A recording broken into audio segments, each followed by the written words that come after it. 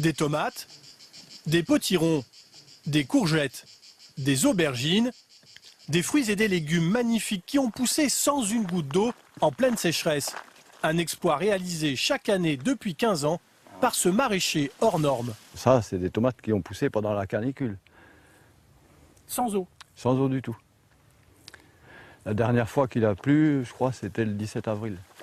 Un cultivateur qui décidément ne fait rien comme les autres. Vous les soignez vos tomates? Ah non, non, je fais exprès de rien faire du tout. D'ailleurs, je ne fais jamais rien. Hein. Je les plante et après je reviens ramasser les tomates 2 ou 3 mois après. Il en récolte en moyenne 20 kg par mètre carré, moitié moins que les tomates industrielles. Son secret est vieux comme l'agriculture, il produit ses propres semences. Depuis 30 ans, j'ai pensé à commencer à faire de la sélection moi-même et à faire en sorte que les plantes apprennent à résister par elles-mêmes aux maladies. Hein, et ça marche. Hein. Cultiver sans irriguer, une obligation pour lui. Ces 3 hectares nichés au nord de Béziers n'ont pas d'accès à l'eau. Comme les graines industrielles n'étaient pas assez résistantes, il a dû rechercher des variétés anciennes. À chaque récolte, il les a replantées pour un résultat stupéfiant. Il n'y a même pas de mauvaises herbes qui a poussé là. Et les courgettes, elles ont poussé toutes seules. Je trouve ça moi-même extraordinaire.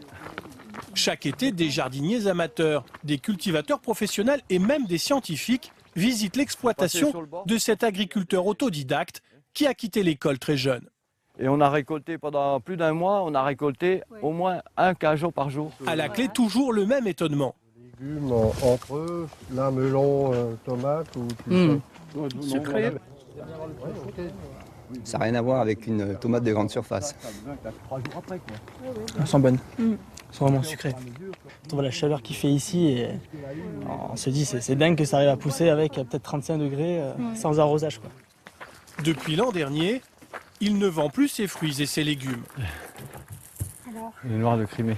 Mais avec sa compagne, ils en extraient chaque jour de précieuses graines qu'ils transforment en semences pour les vendre. C'est devenu son métier, des graines appelées semences paysannes, qui peuvent supporter les pires conditions climatiques, exactement comme chez lui. Les plantes, en fait, ce qu'elles ont appris au cours de leur vie, elles le transmettent à leurs descendants. Et quand je racontais ça il y a 15 ou 20 ans à des généticiens, ils me disaient non, non, ça ne peut pas marcher comme ça. Mais ces dernières années, la tendance s'inverse. Des chercheurs en agronomie comme Isabelle Goldringer ont largement reconnu la qualité d'un tel travail.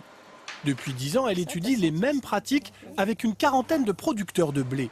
Selon elle, utiliser des semences paysannes permet de faire pousser légumes et céréales partout en France, même sans irrigation.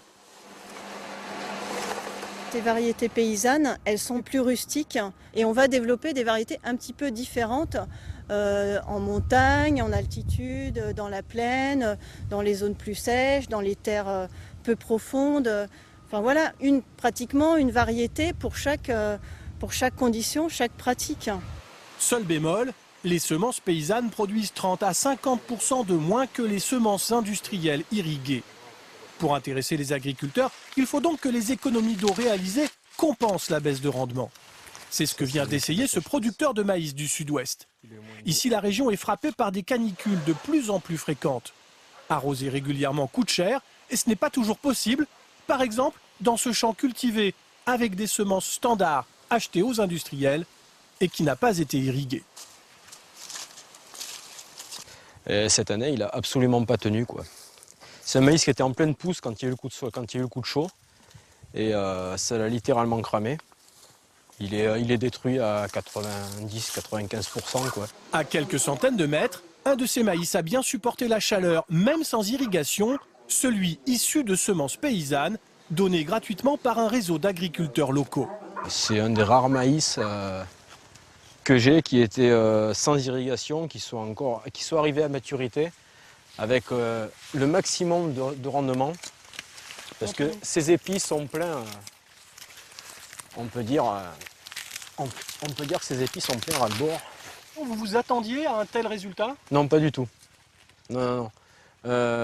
Surtout une année comme on a eu cette année, je me suis dit ce maïs il va cramer comme les autres. Et en fait non, il a très bien tenu, quoi. Certains ont complètement abandonné les semences industrielles. comme Armand Dutheil qui depuis 5 ans cultive son maïs avec ses propres semences paysannes. Il n'arrose plus ses 10 hectares et économise ainsi 2400 € chaque année. Comme il n'achète plus de graines, il économise encore 2000 € supplémentaires, ce qui compense la baisse de rendement. Je ne reviendrai pas en arrière. Et puis économiquement, tant que c'est plus avantageux une variété comme ça, c'est impossible que je revienne en arrière.